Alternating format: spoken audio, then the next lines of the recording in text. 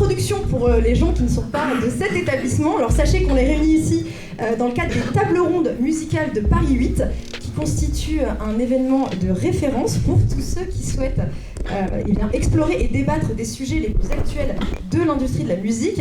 À travers ces rencontres et ces discussions, cet événement et ces événements dans le futur vont rassembler donc des experts, des artistes, des entrepreneurs et des étudiants pour échanger sur les enjeux les plus pressants du secteur musical. Alors ce projet est né de l'initiative d'Émeric Pichevin, je ne sais pas s'il est présent dans la salle. Il arrive, d'accord. Enseignant en sciences de l'information et de la communication, journaliste et entrepreneur, spécialiste des industries créatives et de leur écosystème.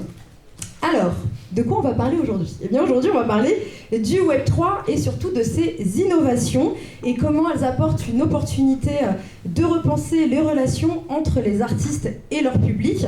On va parler peut-être de public et d'audience plutôt que de fans aujourd'hui, en créant des liens plus directs et en offrant de nouvelles sources de revenus, de monétisation pour tous les acteurs de l'industrie musicale, et Dieu sait qu'on en a besoin. Alors les NFT, les tokens, le métaverse sont autant d'outils à la disposition des producteurs et des artistes pour diversifier les modes d'exploitation de leurs œuvres, accroître leurs revenus et le taux d'engagement de leur public. Ces innovations techno offrent ainsi aux artistes de nouveaux moyens de se connecter avec leurs fans, leur public, de renforcer leur communauté et bien sûr de gagner en visibilité. Alors avant de commencer le tour de table et de présenter nos intervenants, est-ce que vous êtes familier déjà de ces sujets, au moins du glossaire ?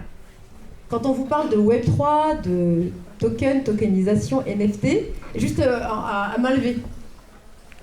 Qui connaît ? Ah oui, il y a quand même, on va dire que la moitié de la salle a déjà une bonne connaissance, une connaissance en tout cas des outils.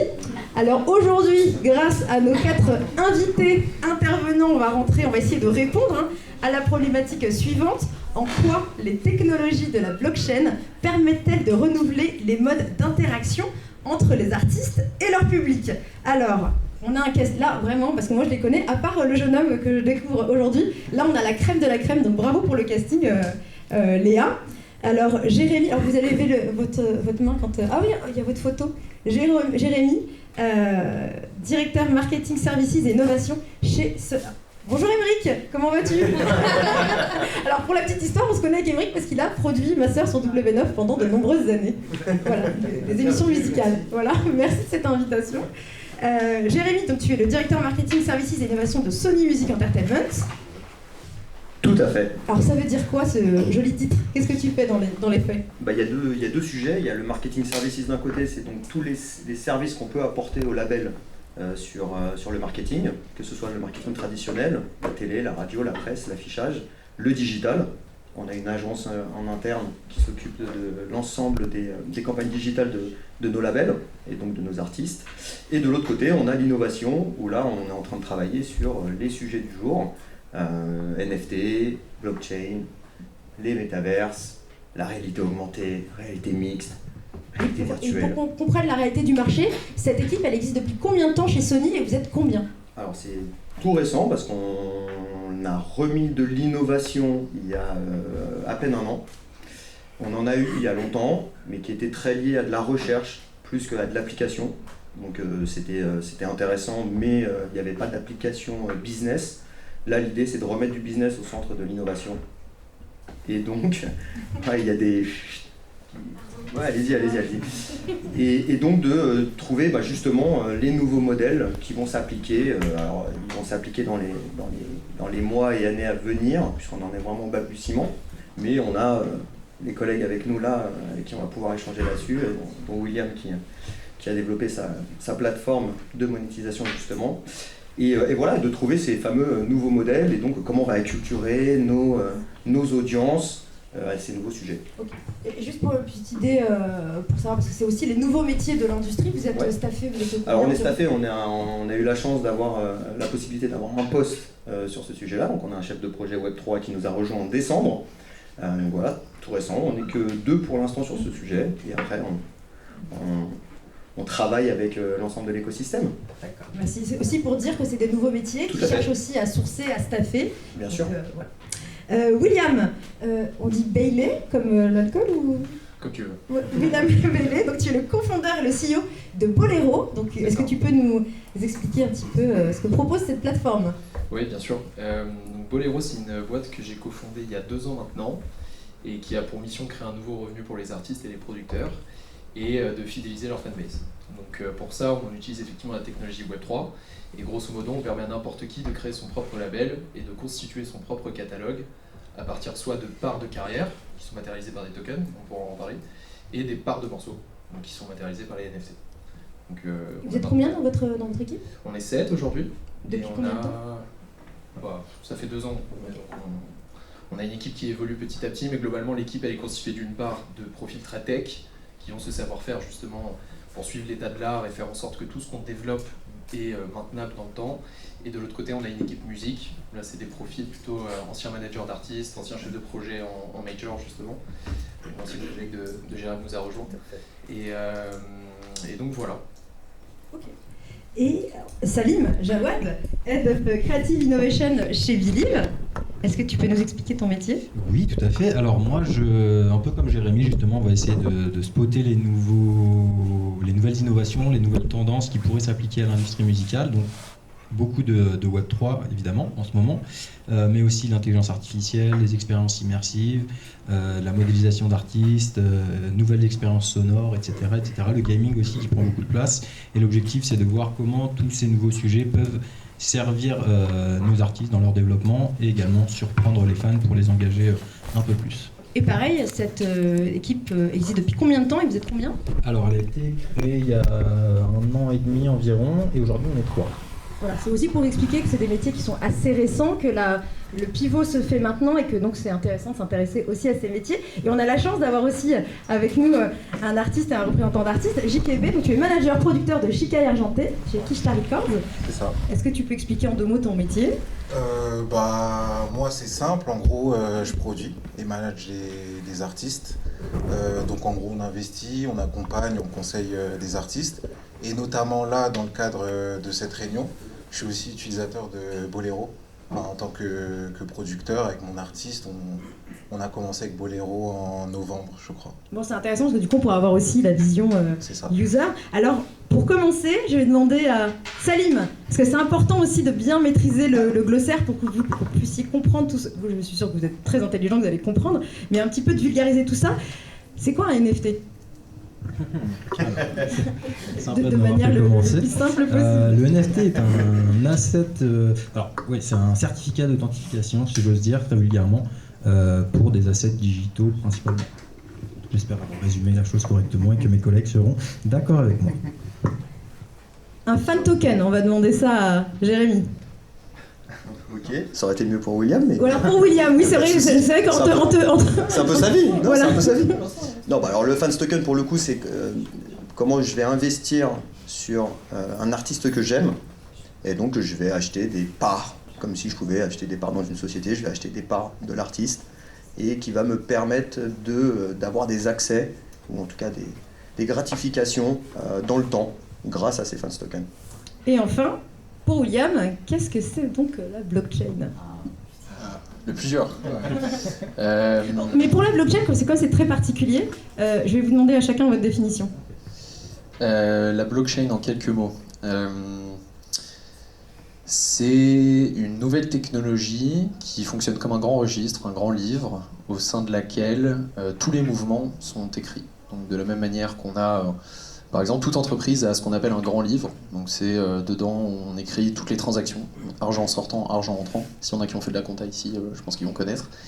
Et ben là c'est pareil, sauf qu'en fait c'est décentralisé. Donc c'est pas simplement une personne qui va maintenir à jour ce livre, mais c'est plein d'acteurs qui sont reliés au réseau.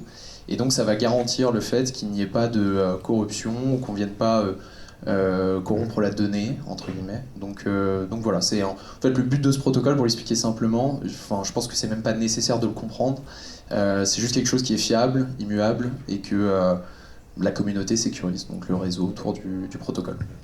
Et ça vaut peut-être le coup d'expliquer, si l'un de vous, si Salim ou Jérémy peut expliquer, que donc il y a l'écosystème Web3, le protocole le plus important, l'outil le plus important, c'est la blockchain, et qu'ensuite, NFT, fan token, etc., ce sont des outils utilisés. Juste, vous pouvez faire un petit point là-dessus pour être sûr que tout le monde comprenne bien l'écosystème. Ouais, comme le dit William, la blockchain, c'est un peu la colonne vertébrale de ce nouvel Internet, on va dire, où chaque transaction est répertoriée, et ce qui permet de savoir que tel utilisateur possède tel digital asset, donc vraiment contenu numérique. Et derrière, effectivement, on vient y greffer toutes ces nouveaux acronymes, le fan token, le NFT, etc. Et c'est qui sont des outils du Web3, et il est nécessaire d'avoir le protocole blockchain pour que ça fonctionne. Est-ce que vous comprenez bien ce que c'est que le Web3 ? Est-ce que quelqu'un peut définir le Web3 ? Vas-y, Salim, fais-toi plaisir. Alors, je vous invite à prendre un peu de hauteur. Le Web 1, c'était dans un sens. Le Web 2, qu'on connaît tous aujourd'hui, on peut faire une recherche sur Internet, avoir une réponse, commenter, partager. Et le Web 3, on va être un vrai acteur, impliqué dans tout ce qui va se passer. Si on prend un autre parallèle, le Web 1, vous n'aviez pas d'identité sur le net. Le Web 2, on a tous un profil Insta, Facebook pour les plus anciens et autres. Et dans le Web 3, on pourra avoir notre petit avatar et incarner justement notre identité aussi dans le web. Alors, on va rentrer dans le vif du sujet. Alors, je vais diviser. Alors, soit vous répondez instinctivement, soit je nomine des gens. Cette question va se découper en deux parties. Alors, en quoi ce nouvel écosystème est bénéfique aux artistes ? D'abord, d'un point de vue relation, je voulais pas dire fan, mais voilà, relation fan, audience, communauté, d'un point de vue engagement, fidélisation, etc. Et ensuite, plus sur la partie monétisation. Mais d'abord, vraiment sur la relation fan-artiste. En quoi ça vient tout disrupter, en fait ? Alors ça, c'est une bonne question. Est-ce que ça disrupte vraiment, ou est-ce qu'on est dans une suite logique quelque part de ce qu'on a l'habitude de faire ? On est passé du fan club, et on se parle de fan club dans les années 50-60, on envoyait des bons, papier, etc. On est passé ensuite à des... Carte du Club Dorothée. Ouais, entre autres. Exactement, non, mais pour ceux qui avaient l'âge de vivre ça.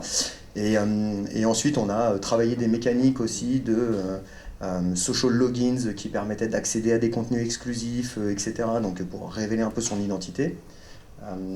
Et là, en fait, on continue dans cette logique-là et on remet peut-être finalement le fan comme acteur du projet, de l'artiste. Et donc là, on se parle spécifiquement de musique, mais en vrai, c'est une technologie qui s'applique à l'ensemble des business qu'on vit au quotidien, et que ce soit la presse, la vidéo, comme on s'en parlait tout à l'heure, mais la banque, la santé, tout le monde finalement va devoir migrer sur ces nouvelles technos. Et voilà, et l'idée de remettre le fan au centre du projet, déjà c'est hyper important, et surtout de s'assurer que finalement, moi en tant que fan, j'ai un vrai pouvoir sur l'activité, l'actualité. Je peux décider de certaines choses dans le cas où l'artiste joue le jeu aussi, parce qu'il y a un énorme sujet en ce moment, on passe du Web 2 au Web 3, mais finalement là en ce moment on est plutôt sur un Web 2.5. Donc en fait on est dans une transition. Il a dit Web 2.5. Je l'ai dit. Voilà, j'ose le dire, mais c'est une réalité. Parce que finalement, on n'est pas encore tous au niveau, on n'est pas tous encore acculturés, comme on dit, à ces nouvelles mécaniques. Et finalement, ça va prendre du temps. Le fait d'avoir un crypto-wallet qui devient un peu mon passeport, le fait de détenir un NFT d'un artiste qui va être un peu... C'est quoi un crypto-wallet ? Le crypto-wallet, c'est mon portefeuille numérique, sur lequel je vais pouvoir détenir des crypto-assets et de la crypto-monnaie, etc. Et donc tous les NFT que je vais pouvoir posséder. Et finalement, le fait d'avoir un NFT d'un artiste, c'est un peu ma carte de membre, de pouvoir dire, ça y est, je suis membre du club et je peux accéder finalement à des utilités, à des rewards divers et variés. Donc, et pour ça, il faut qu'on ait aussi des artistes qui jouent le jeu et puis des communautés qui soient suffisamment imprégnées pour jouer le jeu. Bien sûr. Ouais, pour rebondir sur ce que disait Jérémy, je pense qu'en effet, il y a ce côté engagement de fans et aussi sur le long terme. Donc tu parlais, William, du côté immuable de la blockchain, ça permet justement d'avoir une preuve même dans 10-15 ans que ce NFT, je l'ai acheté il y a 10 ans, j'en suis propriétaire j'ai accès aux rewards, donc tous les bénéfices que peut m'offrir ce NFT. Et aussi, comme disait Jérémy, il y a ce côté implication du fan, où par exemple, il y a eu PLK qui a fait ça très récemment. Il a vendu des assets en disant faites partie de ma maison de disques et vous aurez un pouvoir de décider de la direction du projet finalement, où il donnait un rendez-vous à ses fans chaque semaine. Pour pouvoir accéder à la plateforme, il fallait prouver justement qu'on était possesseur de ce NFT et on avait un droit de regard sur tout ce qui se faisait. En plus, dans un second temps, de toucher une partie des bénéfices qui vont être générés par ce projet-là. Donc il y a vraiment une logique d'impliquer le fan sur le long terme. Et je pense qu'en effet, c'est ça qui fait que la technologie aujourd'hui est révolutionnelle, mais elle ne disrupte pas tout. Je pense qu'en effet, c'est la continuité, comme tu le disais. Et justement, JKB, toi, tu l'utilises pour tes artistes. Comment ça vient valoriser l'expérience côté artiste ? Moi, je trouve que de base, en fait, on a eu les réseaux sociaux aujourd'hui qui restent très importants pour l'artiste et avoir le lien avec la communauté. Et là, en fait, c'est l'étape d'après. Parce qu'en fait, moi, de mon point de vue, en tout cas de producteur-manager, j'ai commencé en 2015 où on faisait le shift un peu Facebook, Instagram. C'était le tout début. Donc il fallait quand même faire la com, le truc, essayer de trouver un lien, mais c'était assez difficile.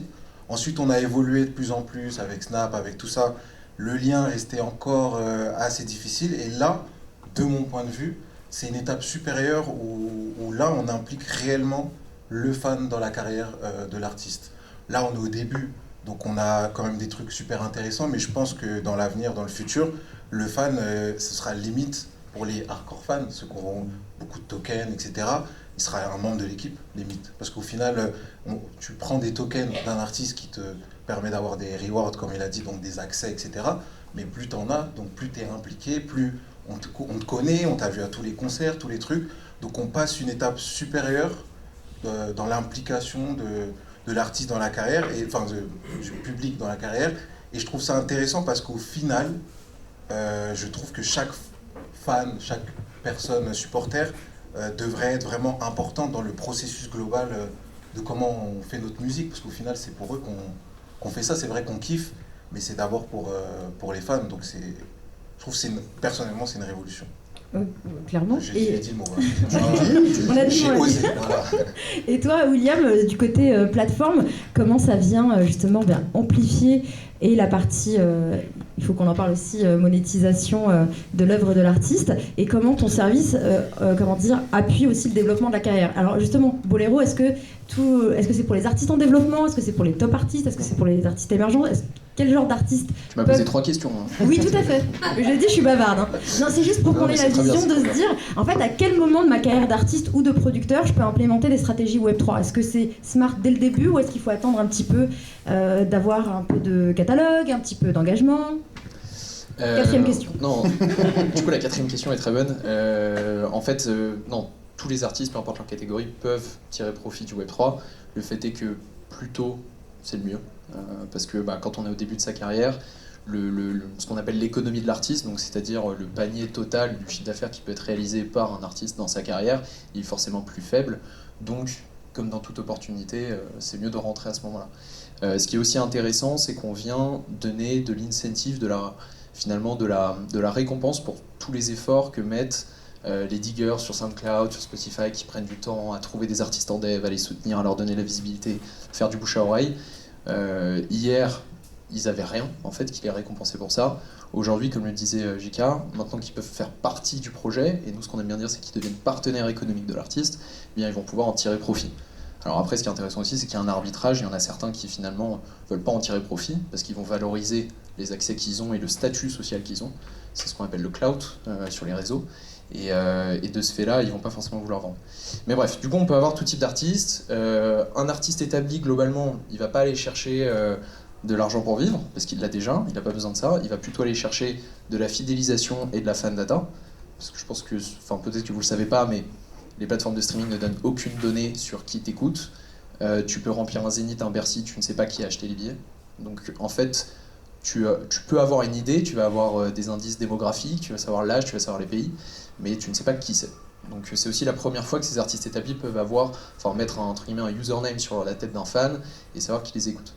Donc voilà. Après, en termes de proportion, attention, tout le monde, parce que ça c'est un peu les avis critiques sur Web3 de temps à autre, tous les fans ne vont pas devenir investisseurs. Et on ne pense pas que demain tous les utilisateurs des plateformes de streaming vont investir dans la musique, c'est faux.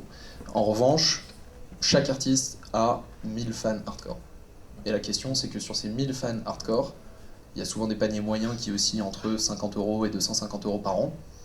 Qu'est-ce qu'on leur propose comme produit pour qu'ils aient envie de dépenser cet argent et qu'ils y trouvent leur compte. Donc voilà pour un peu peindre le paysage. Donc globalement, nous, notre ambition, c'est que sur la plateforme, il y ait de tout. On taffe beaucoup pour avoir un équilibre, justement. On a aussi bien de l'artiste émergent comme Solalune, comme Dahomey, comme de l'artiste établi comme Maes, Leto, Guy Pesbar. On a un peu de tout. Et justement, je pense que les utilisateurs, ils trouvent leur compte, puisque de toute façon, je pense que si demain, vous ouvrez votre plateforme de stream, vous écoutez de tout aussi, vous écoutez pas que le top 50 François. Alors justement, Je vais juste faire une précision par rapport aux fans concernant ça. Par exemple, chez Bolero, par exemple, moi, c'est vrai que j'ai mon artiste, mais j'aime bien Guy Besbar. Donc je peux aussi participer en fait dans la carrière des autres personnes qui sont sur le site. C'est ça qui est super intéressant aussi. Donc pour les fans, quoi. En fait, c'est pas parce que tu es principalement fan de telle personne que tu peux que participer à cette carrière-là. Il y a plusieurs carrières auxquelles tu peux participer.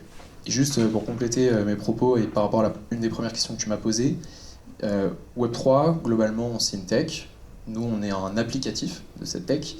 Et globalement, l'un des problèmes qu'on essaye de résoudre, c'est aussi le fait que la musique n'est pas suffisamment évaluée.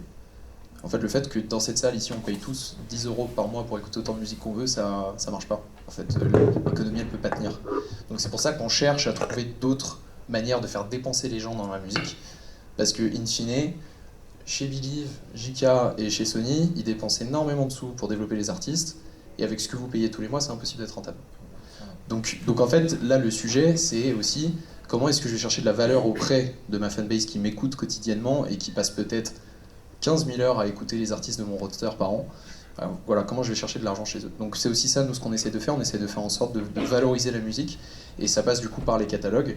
On pense aussi que du coup, grâce à ces protocoles, grâce à la décentralisation, le fait d'ouvrir un marché qui aujourd'hui il est privé, il est hyper opaque, il est gouverné par 2 fonds institutionnels et les 3 majors, plus Believe. Et en fait, si demain on fait rentrer le grand public dedans et que n'importe qui peut détenir une part d'un morceau qu'il écoute tous les jours, en fait, il y a beaucoup plus de liquidité qui est injectée dans la musique, et de ce fait-là, ça ruisselle sur tous les acteurs. Donc aussi bien les managers, les producteurs, les auteurs-compositeurs, les orchestres. Donc il faut voir la big picture. C'est là la première étape de ce changement pour démocratiser, c'est effectivement la relation artiste-fan. La seconde étape, elle est purement économique. Et c'est aussi pour ça que je disais que tout le monde ne va pas devenir investisseur.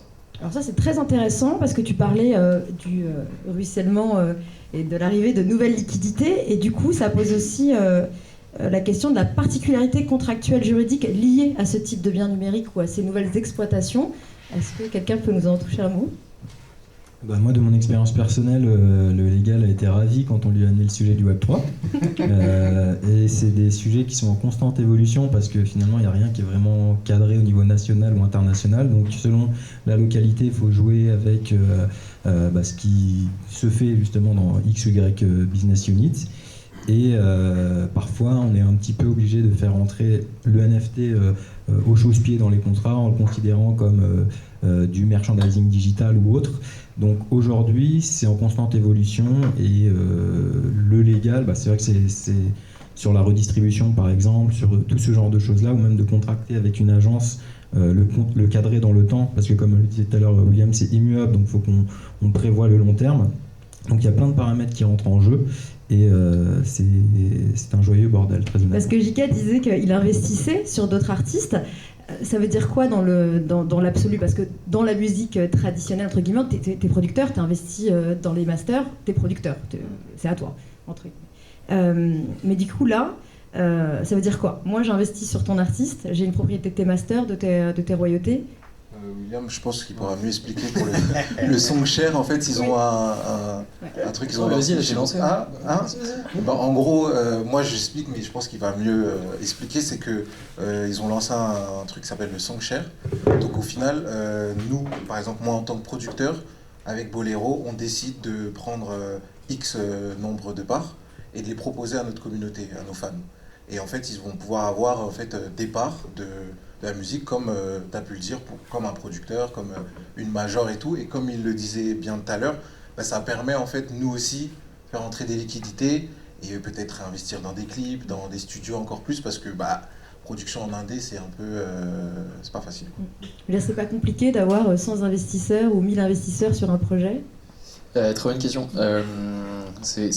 Non, mais c'était effectivement un des points qu'on nous a reproché au début en disant non mais les gars, déjà les états de redevance c'est l'enfer, on n'a pas envie de s'ajouter 150 fans qui vont venir réclamer leurs royalties. Donc c'est là où on revient sur un modèle un peu Web 2, Bolero fait interface. Donc en fait, chaque utilisateur est propriétaire d'une part de master, mais c'est Bolero qui va faire le travail de collecte et qui après va redistribuer le résultat de la collecte, la recette, dans les comptes des utilisateurs. Donc comme ça, effectivement, un producteur, il a juste à parler avec nous et ça lui fait un seul ayant droit en plus. Et on l'a pas précisé, mais parce que chaque utilisateur crée un compte. En fait, du coup, il y a tous les détails statistiques. Enfin, c'est vraiment...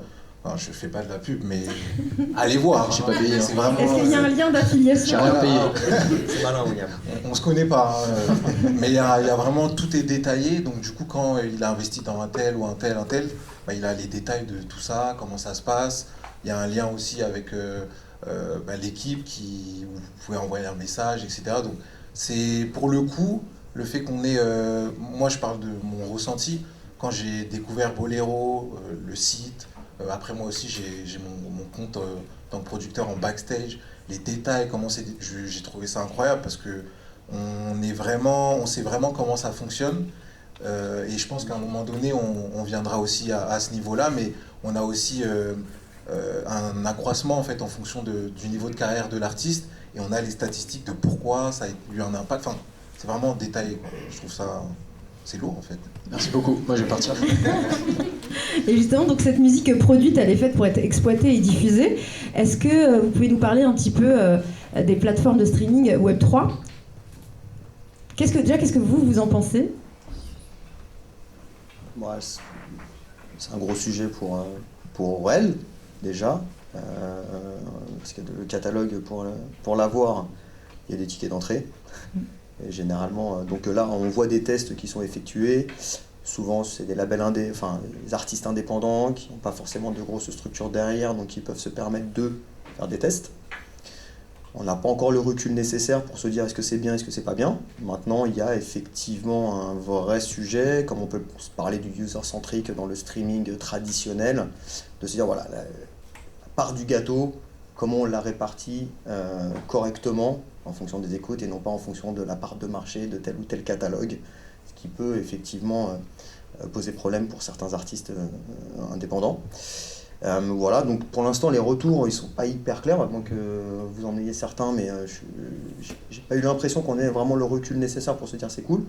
Maintenant, voyons dans le futur, voyons aussi ce que les plateformes traditionnelles vont mettre en place. Est-ce que vous pensez qu'elles vont pivoter, elles vont être obligées, entre guillemets, le marché va faire qu'elles vont être obligées de pivoter? Alors, elles n'ont aucune obligation de le faire, puisque leur modèle fonctionne, en tout cas pour elles, ça fonctionne gentiment, même si quand on prend un Spotify qui est le leader, en termes de rentabilité, on n'y est toujours pas. Donc ça veut dire qu'on a quand même un souci, comme le disait William, 10 € par mois pour un abonnement en streaming, c'est pas assez, quelque part. Maintenant c'est le standard, donc on fait avec, et faut se dire que le streaming, comme le physique, comme l'asynchro, comme d'autres sources de revenus, permettent un équilibre, mais le streaming seul serait hyper compliqué. Donc voilà, Moi je suis assez d'accord avec ce que dit Jérémy. Aujourd'hui je pense que les plateformes de streaming Web3 c'est vraiment des plateformes additionnelles, parce que quoi qu'il arrive, aujourd'hui je pense que personne n'écoute de la musique sur Pianity, Audius ou autre. Donc nous on le présente vraiment aux artistes en leur disant quoi qu'il arrive, votre musique elle va vivre sur l'écosystème classique sur lequel vous avez touché vos streams, etc.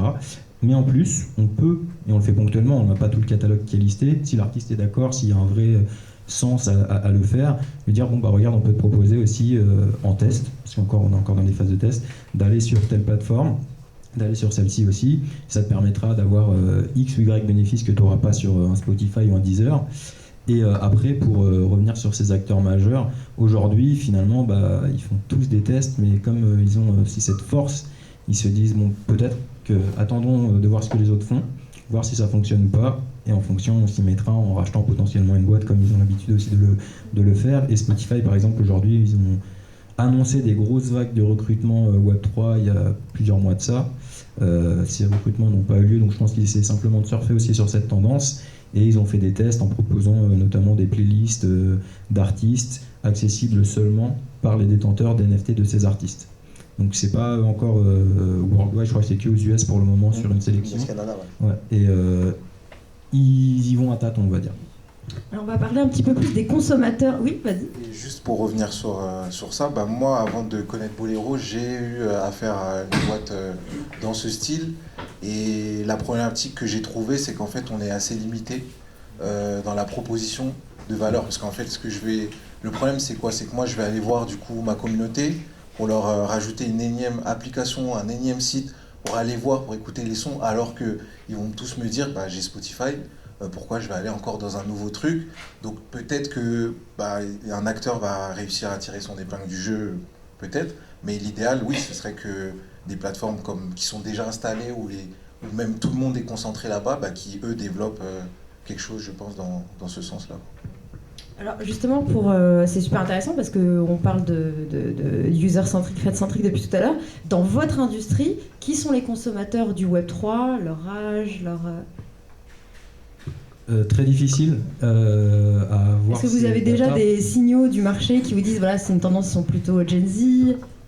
Parce qu'il y a aussi un écosystème dans le Web3 où il y a de la création. Ça dépend du cas d'usage en vrai. Ouais. Parce que, en fait, en réalité. Du cas d'usage ou de l'artiste? Du cas d'usage, au-delà de l'artiste. Il y a un vrai sujet de genre parce que, on va pas se mentir, aujourd'hui la majorité des initiatives qu'il y a eu, et même chez nous, c'est du rap, c'est de l'hip-hop. Donc c'est ce genre qui se distingue. Après, selon Est-ce que tu sais pourquoi? Parce que c'est vrai que dans les initiatives et les expériences, les premières expériences Web3, c'est souvent le rap qui teste, non? J'aurais plutôt dit l'électro. Ouais, l'électro et le rap. Ça a commencé fort avec l'électro. Ouais, mais alors l'électro c'était plus de l'art. Ah. Oui, voilà. Pardon. Le rap c'est du chiffre d'affaires. Pardon. Non mais C'est lui qui lançons un l'a pavé dit, dans c'est la pas mare, moi.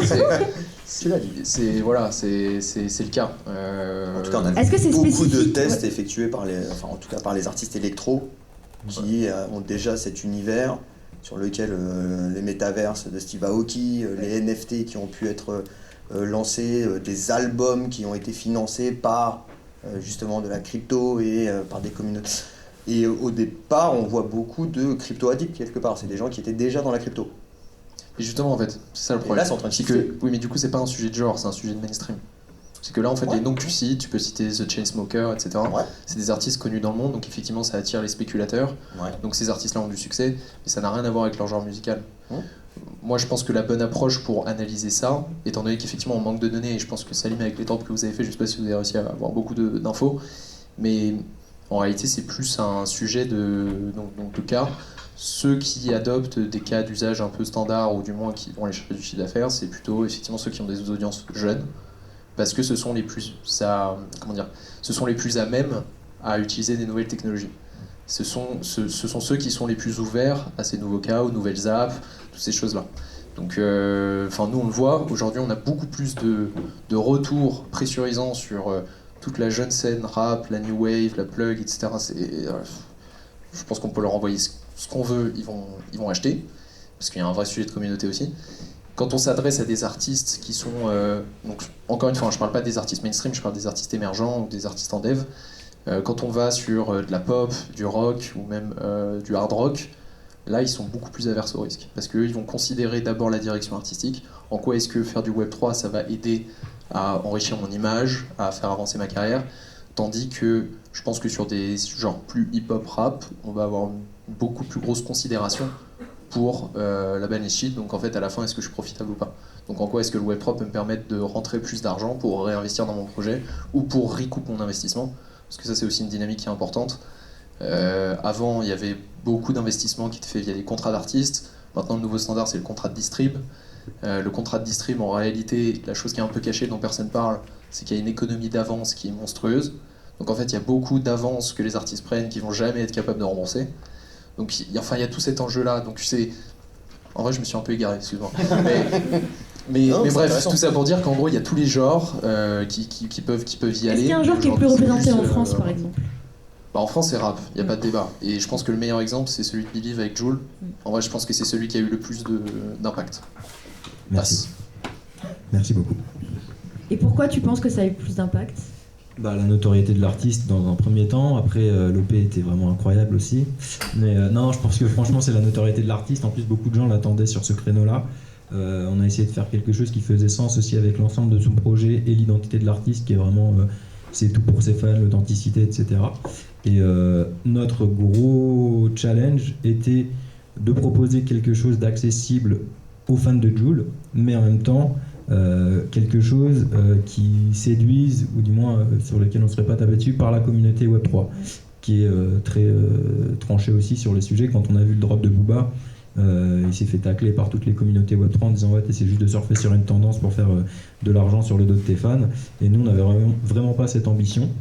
Donc on s'en est servi comme un levier marketing pour pousser les ventes de l'album, et ça a fonctionné.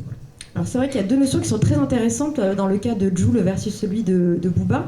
C'est de se dire déjà, quand on pense à Jul, on pense pas forcément que l'audience de Jul, la communauté de Jul, c'est des gens qui sont sensibles aux produits du Web3 ou qui ont la connaissance.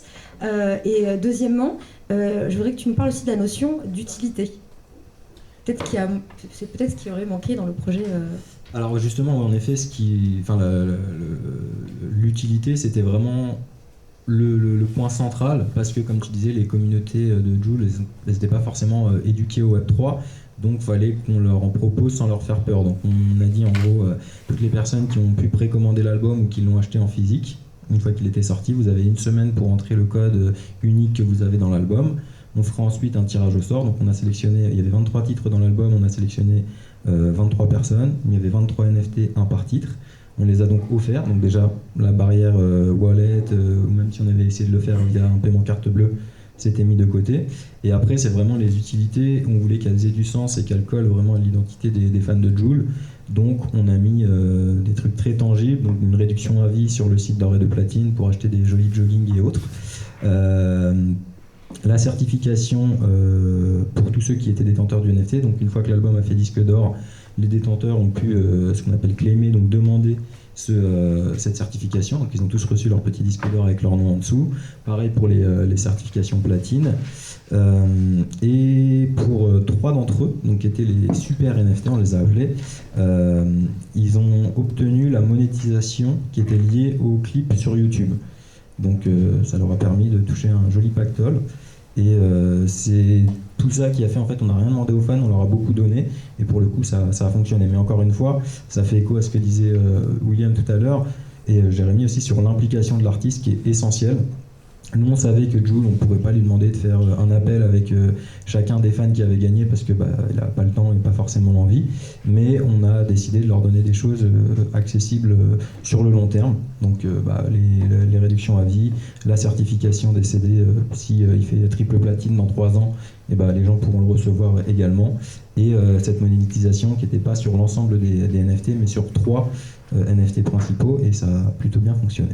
Alors évidemment, nul n'est prophète dans son pays, mais ce qu'on retient, c'est qu'il y a 3 clés essentielles dans la réussite d'un projet Web3. C'est l'implication de l'artiste, 2, vraiment l'utilité, et 3, c'est vraiment l'accompagnement. Vous avez été vraiment support de l'audience de Jul, step by step.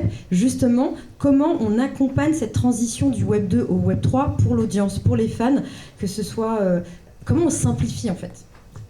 Je ne sais pas si vous voulez répondre, mais je pense qu'on a tous la même réponse aujourd'hui, c'est l'éducation, d'une part des artistes. Les fans, ça va venir petit à petit parce que c'est pas mainstream du tout pour le moment.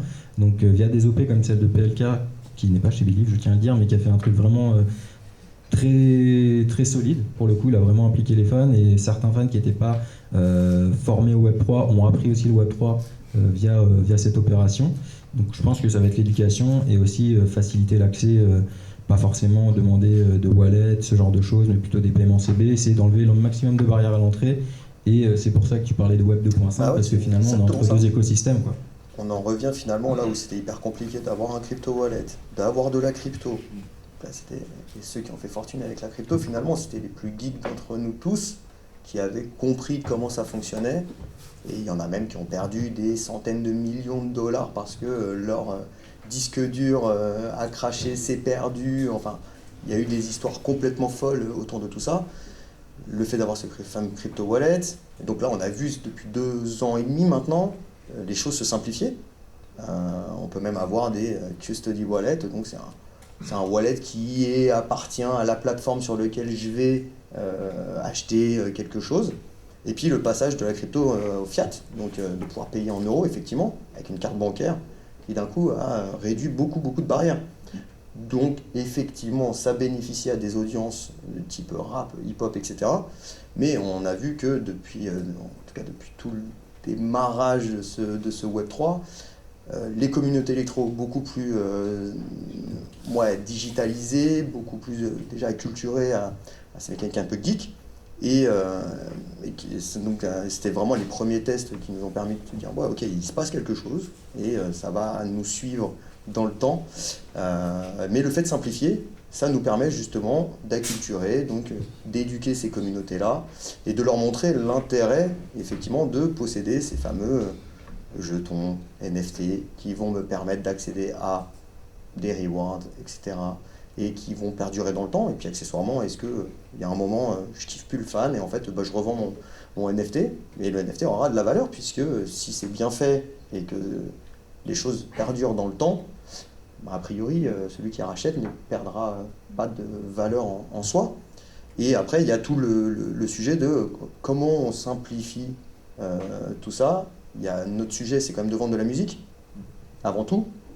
Donc l'OP de Joule était assez révélatrice des pratiques qui pourraient se scaler, à savoir je vends du physique et je te reward avec un NFT, parce que déjà c'est une preuve d'achat quelque part, donc ça c'est cool.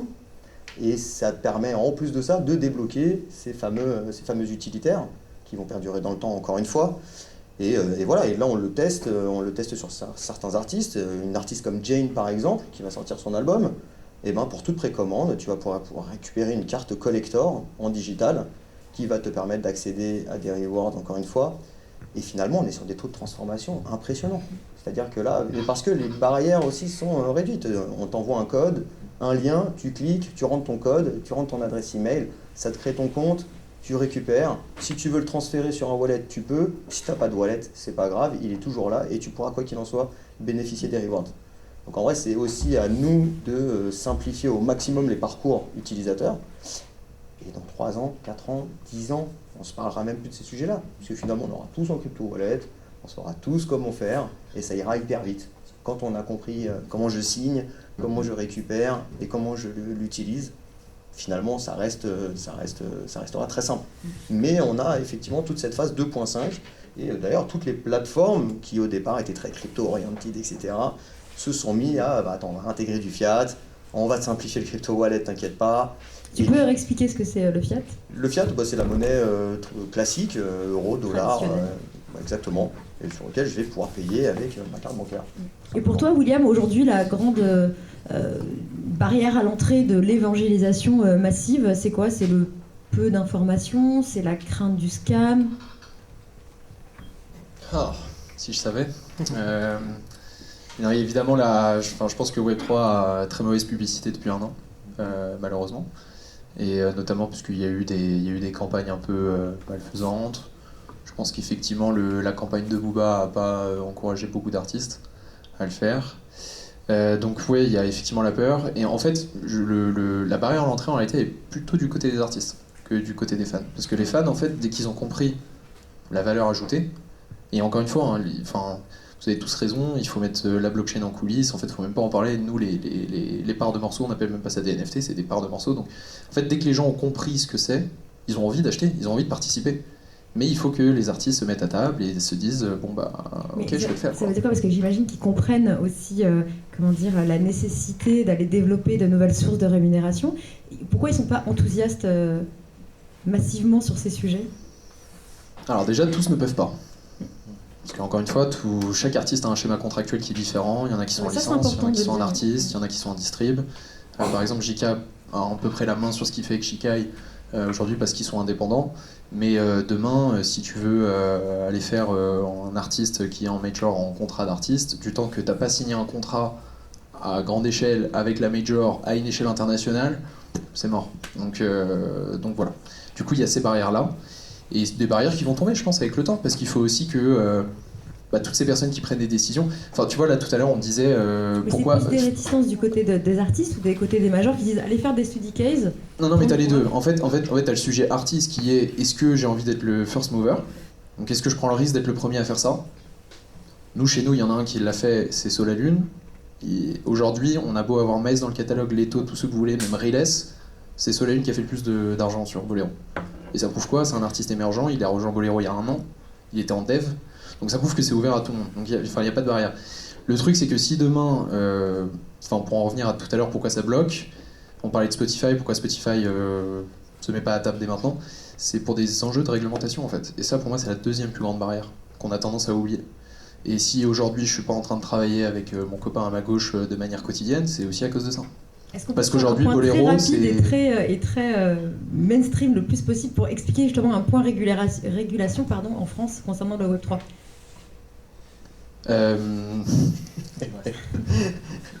Non, en fait, c'est très simple. En réalité, on est un super pays parce qu'on a tendance à réglementer en premier. Alors, on n'est pas les meilleurs pour innover, mais alors réglementer, ça, on est des pros. Donc, on a déjà en fait un cadre réglementaire qui s'appelle le PSAN, ça veut dire prestataire sur actifs numériques. Donc typiquement des boîtes assez connues comme Ledger ou Sora, les boîtes les plus connues du Web3, ont ce statut-là. Ça leur permet d'exercer leur activité en toute légalité. À quoi ça sert? Grosso modo, le problème de la décentralisation, c'est que je peux vendre quelque chose à quelqu'un sans savoir qui il est. Et cette personne-là peut acheter quelque chose sans déclarer son identité. Donc c'est pas un problème quand je fais des achats à 50 €, 100 €. Le problème, c'est que quand je commence à mettre 1 000 €, 2 000 €, 5 000 €, là on rentre dans un process légal qui s'appelle le KYC, ça veut dire Know Your Customer. Et on est censé le faire. Donc aujourd'hui, il y a ce cadre réglementaire, mais ça n'a pas l'air suffisant. Donc en fait, il a un trou dans la raquette, ce cadre-là. Et on n'a pas non plus trouvé de consensus à l'échelle internationale. Donc là, on commence à avoir un consensus à l'échelle européenne. Mais typiquement, donc la France et l'Europe, qui sont les zones les plus avancées en termes de réglementation, on n'est pas du tout en train de prendre le même virage que les US. Et or, il y a des boîtes qui ont leur siège social aux US et qui doivent respecter les règles des US. Donc bref, pour toutes ces raisons, il faut comprendre que la compliance c'est compliqué et je pense qu'on n'aura pas d'avancée nette et précise là-dessus avant 1 ou 2 ans. Et donc d'ici là, il va falloir faire sans ou rester sous le radar, quoi. Voilà. Affaire à suivre.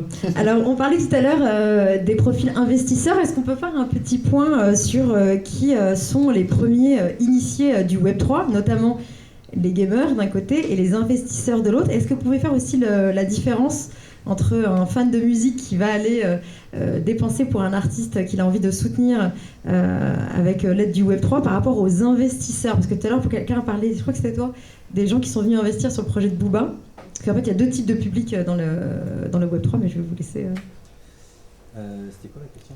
Donc, de faire un petit peu un état des lieux des différents types de profils d'acheteurs. Voilà. Il y a les fans, les investisseurs. Ouais, c'est ça. T'as ceux qui vont vraiment investir parce qu'ils croient en l'artiste et qui veulent suivre sa progression, avec bien sûr en fond une logique spéculative de se dire si j'investis maintenant et que le mec pop, je vais pouvoir aussi un retour sur investissement.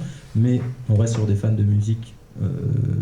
Essentiellement, et dans un second temps, tu as ces mecs qui étaient là depuis le début des cryptos, qui voient qu'il y a un potentiel business pour faire des retours sur investissement et qui achètent, revendent et se font de l'argent. Mais après, c'est difficile d'identifier justement qui sont les acheteurs parce que même si la blockchain permet traçabilité, moins d'opacité, etc., c'est dur de savoir qui est derrière le username, comme le disait William. Non, mais je n'ai rien à ajouter. Et juste, je me demandais si sur le drop de Jane, vous aviez eu des infos. Ouais. De la fan data. Ouais. Justement, c'était aussi un des enjeux et le fait d'avoir un custody wallet te permet d'avoir ces fameuses informations. Très juste. Alors justement, tu parlais du drop de Jane. Comment on met en place une stratégie Web3 quand on est un artiste ou un label? Alors là, pour le coup, on a eu de la chance puisque Jane est arrivée avec un projet où elle avait elle-même déjà designé 11 cartes de tarot de Marseille. Qui représentait chacun de ses titres. Donc on avait déjà ce côté graphique qu'on pouvait exploiter. Et on a une artiste qui aime la techno, la technologie et qui était prête à tester des choses. C'est venu d'elle ou c'est vous qui lui avez proposé? C'est un mix des deux. C'est un mix des deux où voilà, on a échangé sur ses envies, déjà sur son projet en lui-même et ses fameux visuels. Et là, derrière, il fallait aussi qu'on ait un peu de sens, parce qu'avec Jane, il n'y a pas de... Je ne veux pas faire d'argent spécifiquement avec ça, je ne suis pas là pour ça, et tant mieux. Et c'était pour ça que l'idée de le greffer au physique permettait déjà de faire un premier test, parce qu'on s'était parlé de plein de choses, potentiellement d'avoir un 101, donc vraiment un NFT unique qui aurait pu être aux enchères avec du reversement pour du caritatif, et en même temps la possibilité de récupérer l'œuvre en physique, puisque elle peint, etc. Donc il y avait la possibilité de le faire, comme on le voit dans le monde de l'art, hein, typiquement. Donc là, on l'a mis de côté dans un premier temps, pour justement tester l'appétence de la communauté de Jane. Et là, voilà, on est en plein dedans, hein, la préco est en cours, l'album sort le 21 avril, donc, et on va laisser encore la possibilité de récupérer ces fameuses cartes digitales, cartes collector, qu'on n'appelle pas NFT du tout. Justement. C'est un choix ou... C'est un choix d'éviter ces acronymes qui finalement n'ont pas la réputation qu'ils devraient avoir, en tout cas à l'heure actuelle, et on espère que ça changera dans le temps. Et donc là on teste, on s'assure que effectivement la communauté est prête, et puis on va progressivement amener tout ça au même titre qu'on pourra mettre en place des preuves de venue en concert, enfin il y a plein de choses dont on ne sait pas encore parler, mais il y a plein de possibilités de se dire, ok, comment je m'assure, ou en tout cas comment j'arrive à connaître les audiences qui se déplacent en concert, parce que ça c'est un vrai sujet aussi, hein, les billetteries se gardent de la donnée, comme Google, comme Facebook, etc. Chacun a sa part de réserve, et là l'idée c'est de se dire, bon, ok, comment on joue avec ces nouveaux outils pour identifier, et puis encore une fois derrière gratifier, plus je vais collecter de badges parce que j'ai fait X concerts, plus j'ai acheté de physique, plus voilà, le merch qui deviendra du verch demain, voilà, du virtual merch. Comme le disait Salim, comment on va aussi demain avatariser nos artistes pour leur donner une vraie identité numérique et pouvoir aussi protéger leur IP, leur propriété intellectuelle. Donc voilà, et sur une Jane, c'est en discussion, on s'assure que l'artiste est moteur, encore une fois, puisque c'est le sujet, hein. De toute façon, on fera rien sans l'artiste, aucun intérêt, à part de flopper et auquel cas d'avoir investi de l'argent pour rien. Donc on s'assure que l'artiste est moteur, et une fois qu'on y est, c'est du planning, on s'assure de trouver les bons partenaires pour le faire, etc. Et puis voilà, comme une gestion de projet classique finalement. Et comment on sait qu'on a un bon plan marketing en Web3 ? Ah, un bon plan marketing Web3, comme un bon plan marketing Web2, quelque part, puisque là on le monitor pareil ? On va le monitorer de la même manière avec des métriques assez similaires, les taux de conversion, ceux qui ont activé ou pas le digital assets, est-ce qu'il y en a qui l'ont transféré ou pas, etc., vers leur crypto wallet. Donc voilà, ça reste des métriques relativement simples pour l'instant. On n'est pas encore sur, ok, j'ai été touché une communauté ultra crypto et je sais que j'en ai X%, j'ai des early adopters, j'ai des hardcore fans, etc. On n'y est pas du tout. Mais ça viendra dans le temps. Et puis l'idée aussi, c'est de travailler les assets, de s'assurer qu'ils soient suffisamment, qu'ils donnent envie de le récupérer. C'est comme tout, hein, une carte. C'est quoi un bon asset justement ? Parce que d'ailleurs vous aviez donné des exemples, que ce soit Joule ou PLK. T'as déjà l'asset graphique. Est-ce que tu es sur un simple à plat ? Est-ce que tu l'animes ? Déjà, tu auras une différence. Est-ce qu'il tourne ou pas ? Donc tu as ce côté-là. Est-ce que tu... Il y a quand même aussi beaucoup une notion de beau, d'originalité dans ces projets-là, qui sont très importants. Donc il y a l'asset en lui-même que tu vas récupérer, et puis après il y a la com que tu vas effectuer autour, et donc idem, les assets, et puis le wording, la bonne manière de présenter ton projet, et qu'il soit Web 2 ou Web 3, peu importe, en fait, c'est de trouver les bons termes et de s'adapter à l'artiste. Ouais, okay. Mais c'est vrai que c'est intéressant que vous disiez que vous étiez vigilant sur le wording. Je ne sais pas si c'est une tendance générale dans toutes vos maisons ou... En tout cas, oui, nous, chez Believe, c'est pareil. On essaie vraiment de cacher. Ça va avec cette mouvance 2.5 Web 2.5 où on essaie justement de garder les termes qui sont connus de tous pour les appliquer à une architecture, un protocole blockchainisé, si j'ose dire. Et après, pour les métriques, en effet, ça ne change pas énormément de ce qu'on peut faire de manière classique. Simplement, ce qu'on peut monitorer un peu plus, c'est toutes les ventes secondaires qui vont avoir lieu, et ça te permet justement de savoir si ton asset vit une fois que tu l'as offert ou une fois que tu l'as mis en vente, etc. Et c'est un paramètre qu'on n'arrivait peut-être pas à calculer avant avec la vente de CD. Si le mec revendait son vinyle, on ne savait pas quoi. Et ça coûte combien une stratégie Web3? Ça peut aller de 2500 € à 200 000 €. Waouh. Et c'est qui moi, j'ai pas été briefé sur des projets de 200 000, hein, non, je plaisante. Généralement, on rajoute des surcouches de métaverse et ou de mini-verse, enfin d'expériences additionnelles ou de réalité augmentée. Qu'est-ce qui fait pas la proposition de valeur, mais qu'est-ce qui fait le coût? Qu'est-ce qui coûte cher dans la création d'un projet Web3? Il y a plusieurs facteurs. Il y a le fait de monter... alors, soit effectivement, on va travailler avec une plateforme existante et auquel cas tout est intégré et derrière, ça va être juste du revenu cher. Donc ça, là-dessus, on est plutôt tranquille et la prise de risque est partagée, donc c'est super. Mais dès lors qu'on veut créer une expérience avec une landing page qui va expliquer la démarche, que tu vas pouvoir free minter dessus, donc le récupérer gratuitement sur cette page, ça, il faut la mettre en place.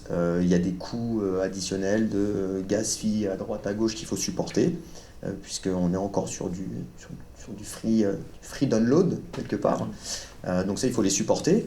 Et puis après, il y a la création des assets en eux-mêmes. C'est de la production de contenu. Donc production de contenu, c'est du temps de travail dessus. Donc il faut le prendre en compte. Et puis ça a bien jaugé, ouais. Ouais. Si tu en fais un ou 6666. Ouais, c'est pas pareil. Donc tu vois, on est sur les NFT génératifs où tu vas avoir des NFT uniques avec des traits de rareté. Donc tout ça, faut les anticiper. Donc tu as de la gestion de projet en amont, de pouvoir définir justement sur tes NFT quel trait de rareté tu vas appliquer. Puis après, tu as un algorithme qui va créer ces fameux visuels au nombre que tu auras décidé. Donc effectivement, si tu en fais 6000, c'est du temps, tu as des pourcentages associés à chaque trait, etc. Bref. Donc c'est beaucoup de temps. Est-ce que pour qu'un projet Web3 fonctionne, il faut qu'il soit forcément cher ou pas? Non, je crois pas. Mais je pense aussi, je tiens à équilibrer un peu le truc. C'est vrai que là, il dit beaucoup de mots très compliqués, très market, mais je pense qu'au-delà de tout ça, et c'est vrai que c'est important parce qu'au final, on a investi de l'argent, que ce soit en marketing, en production et tout, donc il y a un aspect chiffre et tout, mais je pense que si par exemple il y a des artistes qui nous regardent, qui nous écoutent et tout, l'important c'est le lien avec la communauté, premièrement, donc de savoir en fait les délires qu'on a, les trucs qui reviennent un peu souvent quand j'essaie d'aplatir un peu le débat, et aussi la créativité, comme pour l'artiste dont il a parlé, en fait c'est juste qu'elle a été créative, et en fait dans sa créativité, c'est la sensibilité que son public aime chez elle. Donc elle le retranscrit dans sa musique, certes, mais là elle le retranscrit aussi dans un nouvel outil qui permet de, encore une fois, créer du lien avec la communauté. Et ça, c'est très important s'il y a des artistes qui écoutent, de garder cette notion de créativité en réalité, quoi. C'est très pertinent ce que tu dis, JK. En fait, je te titillais pour savoir est-ce que l'action la plus importante, c'est pas l'action de communication, justement, aussi sur Discord, etc. Alors Discord est un super outil. Maintenant, il faut driver ta communauté sur cet outil. C'est chaud un peu. Ouais. Donc ça prend du temps. On n'a pas tous envie. Pour ceux qui ont un Discord et qui sont abonnés à pas mal de channels, ça peut vite devenir un énorme bordel. Et dans le sens où on ne communique pas forcément sur un projet Web3 comme sur un projet un peu plus classique. Bien sûr. Après, l'idée, c'est surtout d'aller là où tes communautés sont, quelque part. Et elles sont principalement où ? Là, principalement Instagram, TikTok, Snap pour beaucoup. On reste vraiment sur les réseaux sociaux. Il y a des artistes qui ont aussi travaillé leur CRM, donc vraiment la connaissance de leurs fans avec leurs emails, leurs numéros de téléphone, etc., sur lesquels on peut aussi appuyer dessus. Donc voilà, après, tout dépend là où tu es très fort. Et effectivement, l'artiste, en fait, on va lui demander sans arrêt d'être présent partout. À lui dire, faut que tu fasses du Insta, faut que tu fasses du TikTok, faut que tu fasses du Snap, faut que tu machin. Et puis, il faut ceci. En vrai, tu lui rajoutes sans arrêt du taf. Donc il faut faire attention aussi à pas trop le surcharger, parce qu'encore une fois, son métier, c'est travailler la musique et son image. Ça, c'est les 2 premiers facteurs. Il est toujours aidé, hein, il y a des producteurs, réal, etc. Mais c'est quand même lui qui est à l'initiative de tout ça et qui derrière va chercher sa communauté à bras le corps sur l'ensemble des réseaux sociaux, et en fonction de là où il est fort, bien sûr qu'à un moment tu peux te dire j'ai 1 million d'abonnés sur Instagram, viens j'en migre 10% sur Discord, il n'y a pas de problème, en vrai tu les auras, et c'est très cool. Mais avant d'atteindre le million d'abonnés sur Instagram, t'as du taf mec, beaucoup, et t'as intérêt à avoir un truc à toi bien spécifique, etc. Donc Discord est un super outil, et en plus de ça, le NFT est hyper facile à utiliser au sein des rooms que tu peux créer, etc. Et donc de réserver des accès prioritaires à certains NFT. Donc c'est génial de jouer là-dessus. Mais après, ouais, la communication c'est hyper important, mais le concept même du projet en lui-même est hyper important. Et donc la Jane, c'était une porte ouverte. Voilà. Maintenant, on a d'autres artistes qui travaillent sur d'autres sujets, que ce soit le jeu vidéo ou autre chose, et du métaverse, des expériences de réalité augmentée, des expériences sonores, demain l'album augmenté. Non mais en vrai, on va pouvoir imaginer des scénarios incroyables dans lesquels on va tenir l'auditeur en fait, il va rester, et c'est pas juste je découvre la musique, je découvre 45 secondes sur TikTok et ça devient un tube.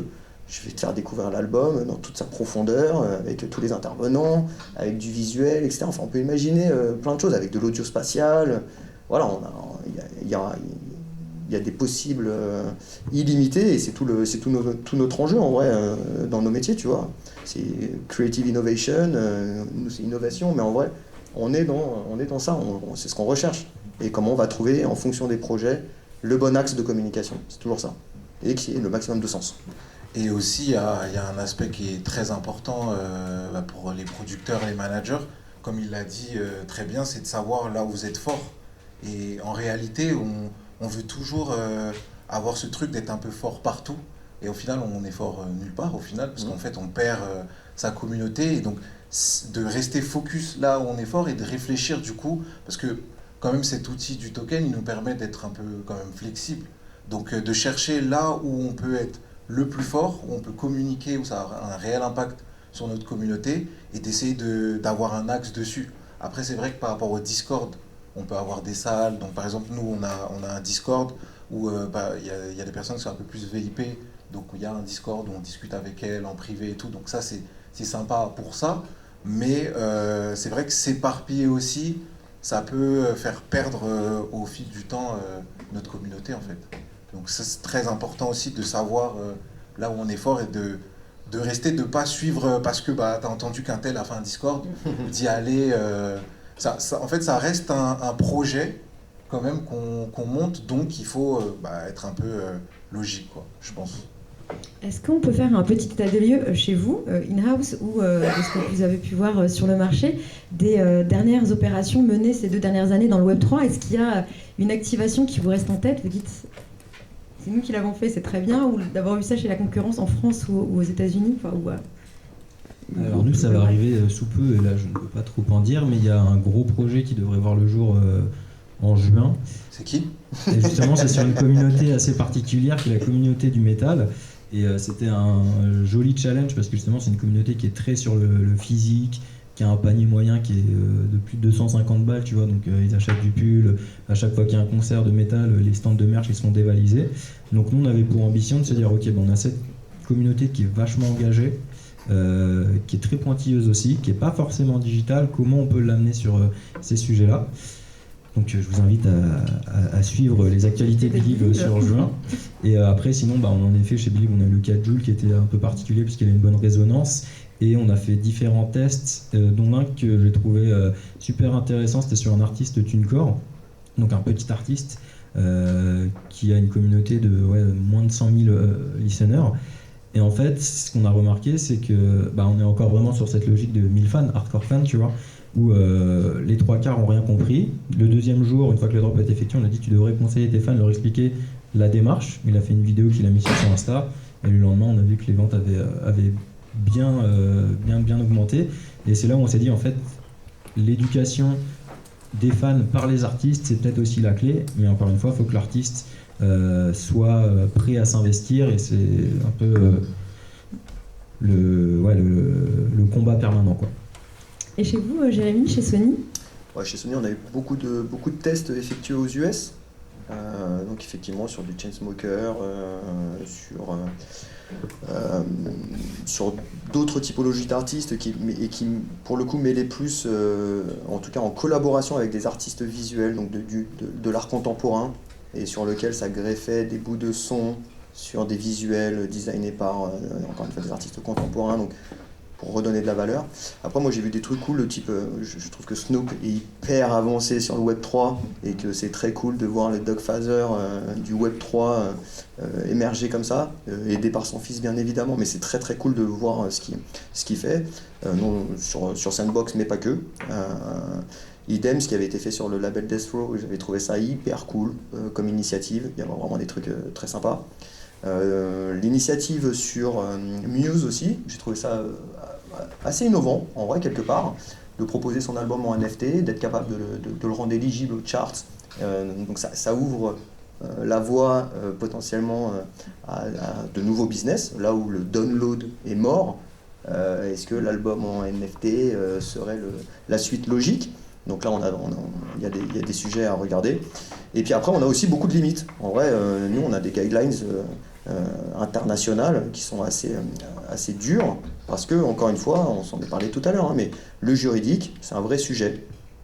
Et les différentes réglementations qui ne sont pas encore hyper claires entre les différents pays, etc.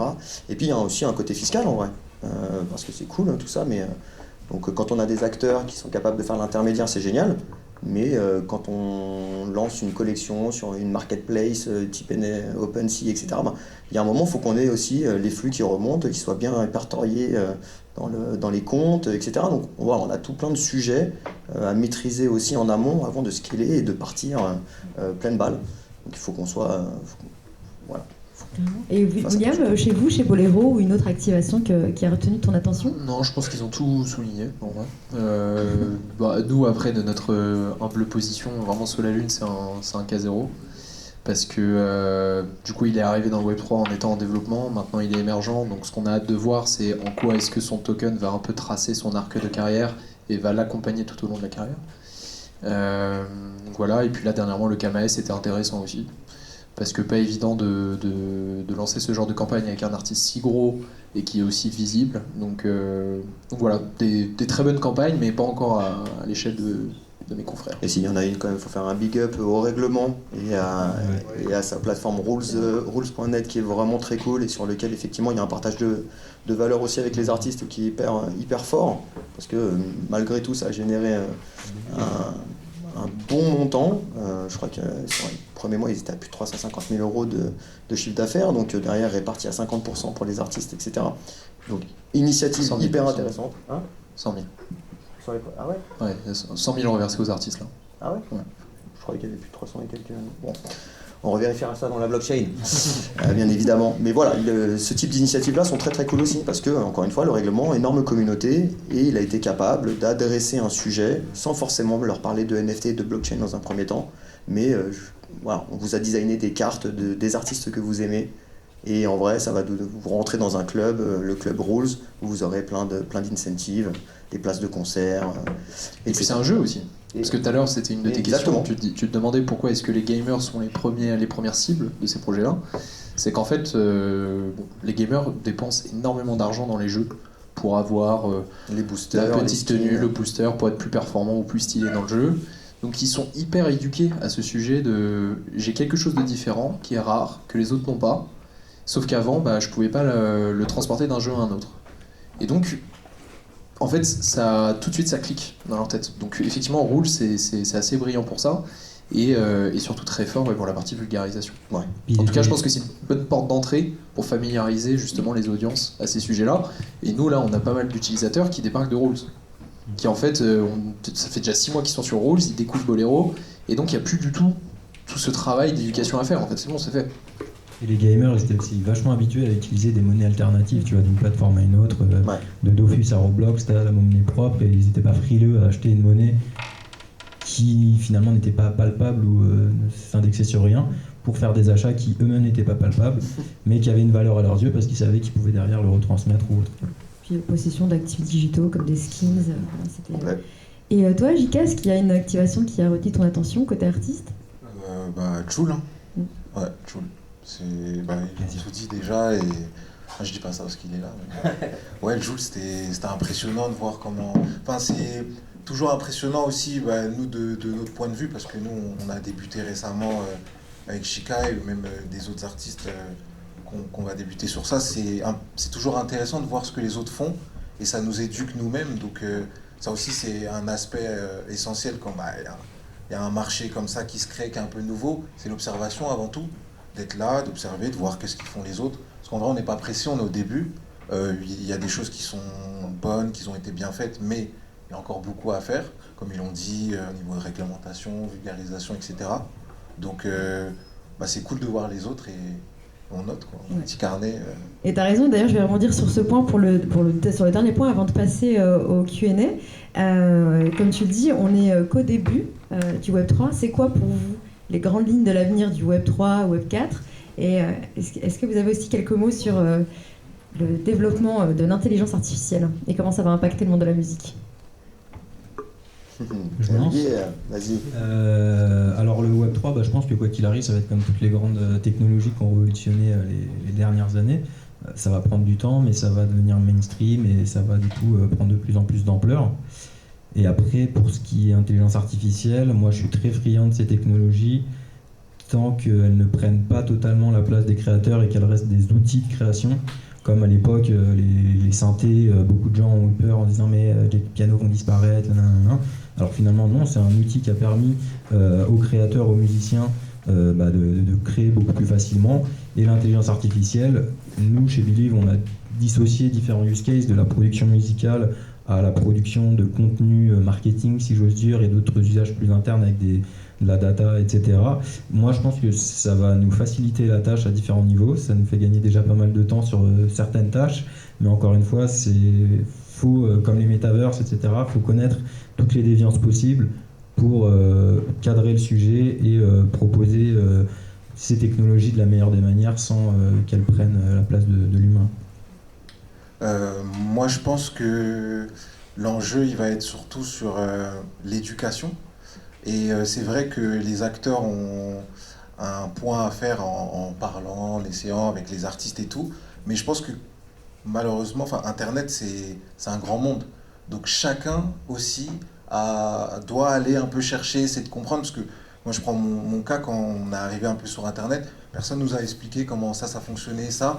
On a appris, avec des erreurs parfois et tout, et deux fois c'est un peu dramatique. Mais aussi, on a appris en cherchant, en posant des questions, etc. Donc il y a cet aspect-là de l'éducation, je pense, pour un chacun, que ce soit au niveau des artistes, que ce soit de chaque personne. Et après, je pense que pour les artistes, l'enjeu, il est aussi... moi, après, c'est mon point de vue, mais je pense qu'il faudra à un moment donné, ils n'auront plus trop le choix, parce que ça va être une alternative pour avoir encore plus de propositions de valeur au niveau de notre base fan. Parce qu'aujourd'hui, je ne vais pas dire qu'on a tout vu, mais on a vu beaucoup de choses quand même au niveau de l'entertainment, du divertissement, etc. Donc, il va falloir commencer à réfléchir à des nouvelles choses pour proposer. Et après, pour l'intelligence artificielle, je pense que les réglementations vont faire que les choses vont être cadrées à un moment donné. Et on surestime beaucoup, je pense, le truc. Mais l'être humain a montré dans son histoire qu'il savait s'adapter. Donc à un moment donné, je pense que ça va créer des nouveaux métiers, ça va aussi pousser les gens à faire une proposition de valeur différente. Et moi, je suis plutôt optimiste, mais c'est vrai qu'il faut faire attention. Il faut faire attention, effectivement. Le Web3, il est en train de s'installer. Comme on s'en parle, on se dit 2.5, mais en fait, c'est aussi pour une petite... C'est toi qui as dit. C'est aussi une petite blague, en vrai. Non, mais c'est important de se dire qu'on est dans une transition, là où, en tout cas, d'un point de vue mainstream, le Web3, il est en place. D'un point de vue mainstream, on est vraiment dans cette transition. Donc on va s'y installer et on va faire en sorte qu'effectivement, on va y donner du sens là où la spéculation, etc., faisait foi. On va redonner du sens.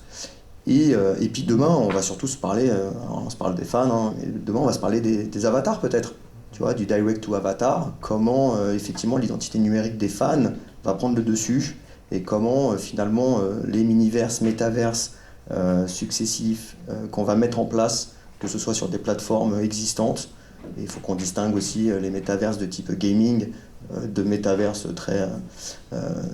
très utilitaires, dans le sens où un sandbox, c'est pas Roblox. Voilà, on est sur deux univers complètement différents, avec des usages complètement différents. Et donc il va y avoir cette partie-là aussi qui va s'installer, et comment on va faire consommer de la musique, du VRCH, des concerts en live stream, en réalité augmentée. Enfin, on va pouvoir imaginer des milliards de choses qui sont toutes Mais du coup, plus excitantes. pour les fans, la communauté, l'audience, il y a aussi une grosse question d'équipement. Bien sûr. Avec ce développement-là. Alors, il va y avoir, alors là on n'est même pas en train de se parler de il te faut des lunettes, etc. On n'y est pas encore. On peut créer des expériences très cool à partir du web classique et puis de ton téléphone surtout, hein, qui est l'outil numéro 1 de la navigation sur Internet, malgré tout. Donc on peut créer des choses incroyables ici, mais on voit déjà des plateformes qui sont en train de s'installer, et avec des technologies très avancées, voilà. Au même titre que je peux créer mon avatar avec du Ready Player Me, qui va être mon espèce de passeport dans les différents métaverses, et dans lequel ça va créer ma fameuse identité numérique, et je pourrais être une pieuvre ou un monstre, peu importe ce que j'ai envie d'être, mais je pourrais être ce que je veux, et c'est là où il va y avoir des interactions hyper intéressantes dans le futur. Et pour toi, William, l'avenir proche du Web3 et l'impact de l'IA sur tout ça? Alors je pense déjà que les deux sujets sont pas liés du tout, à part dans le sujet de la verse. Voilà. Ça, je pense que très prochainement on va commencer à avoir des artistes virtuels dont les œuvres seront composées par une IA, et il se peut qu'il y ait une tendance de fond autour de ça, et peut-être que des gens vont consommer cette musique, mais en réalité je me fais pas trop de soucis pour la musique, en tous les cas sur la partie IA. Après c'est pas mon sujet, donc je vais pas trop m'étendre là-dessus, enfin, malheureusement j'ai pas trop d'avis. Par contre sur la partie Web3, je pense qu'on est vraiment au tout début, et je pense qu'on n'a pas fini de... Là, on essaye d'acculturer des artistes qui ont déjà mis du temps à s'acculturer au streaming et aux nouvelles manières de consommer la musique. On essaie de les acculturer au Web3. Attendons que ceux qui ont 14 ans, 15 ans aujourd'hui commencent à réfléchir à des projets, se lancent dans la musique. Toutes ces personnes-là, ces filles et ces gars-là, ça va être ultra intuitif pour eux. Ouais, ils vont même pas se poser de questions. Donc oui, bien sûr, quand tu t'adresses à un trentenaire qui a 50 carrières derrière lui et je sais pas combien de certifs, c'est plus compliqué. Mais quand tu arrives au tout début, c'est très différent. Donc voilà, je pense que c'est vraiment le début, et la seule chose, enfin on n'a pas trop eu l'occasion d'en parler, mais il y a un vrai sujet de souveraineté par rapport à ces deux technologies, et l'Europe on s'est fait bouffer pendant 20 ans par les US et par la Chine, et pour une fois, on a peut-être l'opportunité de prendre le pas sur eux, et pour que vous compreniez pourquoi, il faut savoir que, étant donné que les US ont du mal à établir un cadre réglementaire et que la Chine a carrément interdit tous les protocoles Web3, toutes les grosses entreprises Web3 viennent s'installer en France, parce que Londres maintenant c'est pourri. Donc non mais du coup là on a la chance de faire quelque chose de gros. Et en fait si demain peut-être que demain les Google, les Facebook seront français ou du moins européens.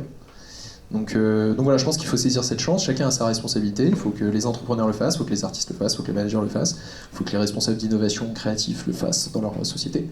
Et voilà, et ça va se faire petit à petit. Dernière question, dans vos sociétés respectives, quels sont les postes les plus recherchés ou dans le Web3 Aujourd'hui, on ne recherche pas forcément de profil particulier. Après, si je devais dans le Web3, alors sur le pôle que je gère aujourd'hui, c'est difficile parce qu'on traite l'innovation au sens large, mais sinon, je pense un chef de projet Web3, comme nous en avons un dans la salle, qui n'est pas chez nous hélas. Mais je pense que c'est les creative technologistes, chefs de projet Web3, c'est vraiment des profils à la fois tech, à la fois market, qui savent un peu être créatifs aussi, vont être de plus en plus recherchés, parce que pour moi, toutes ces technologies-là, Web3, IA, expérience immersive et ainsi de suite, c'est aussi des outils qui vont permettre aux artistes de pousser la créativité et donc de sortir de la masse dans un marché qui devient saturé aujourd'hui aussi, quoi. Ouais, c'est exactement ce que dit Salim. On est en train de créer de nouveaux chefs de projet qui ont une appétence pour ces nouvelles technologies. Donc ils ont été curieux, ils ont regardé, ils savent, et ils continuent de regarder parce qu'en fait c'est un benchmark permanent. C'est tous les jours, il se passe de nouvelles choses et c'est très cool. Donc on a besoin de ça et d'être assez créatif parce qu'il faut savoir s'adapter à l'artiste, à l'équipe en face et donc de proposer des choses qui sont en accord. Parce que si tu lui proposes n'importe quoi, plus jamais il te parlera. Donc il faut faire hyper attention. Et après, il y aura certainement aussi un côté très, très marketing parce que, comme tu disais à juste titre, hein, le marketing va évoluer et on va avoir de nouveaux leviers, des nouvelles métriques à regarder, à analyser. Et voilà, ça va être une grosse business unit à terme. Ce sera du chef de projet, du responsable marketing et du Web3 créative qui va permettre d'aller le plus loin possible. Merci pour... Alors nous, pour le coup, justement, on recrute pas trop de profils Web3, on recrute plutôt des profils musique ou des profils tech. Et sur les profils musique, on cherche des gens qui vont être capables de faire le pont entre ces deux univers et du coup qui savent déjà en fait comment ça fonctionne et qui vont pas venir répéter de nous tout ce qu'on sait, mais qui vont justement faire cette traduction et faire en sorte que ce soit très smooth et très simple à comprendre pour les managers et pour les artistes. Donc voilà, et pour ceux qui veulent, on a des postes de stagiaires ouverts, bon, mais pas plus. Merci beaucoup William, merci beaucoup Jérémy, merci beaucoup JKV, merci beaucoup de Salim. Merci à vous d'avoir assisté à cette conversation. On espère avoir lancé des vocations et avoir répondu à vos premières interrogations sur le Web3. Merci Émeric, merci Léa, merci à toute l'équipe qui a organisé.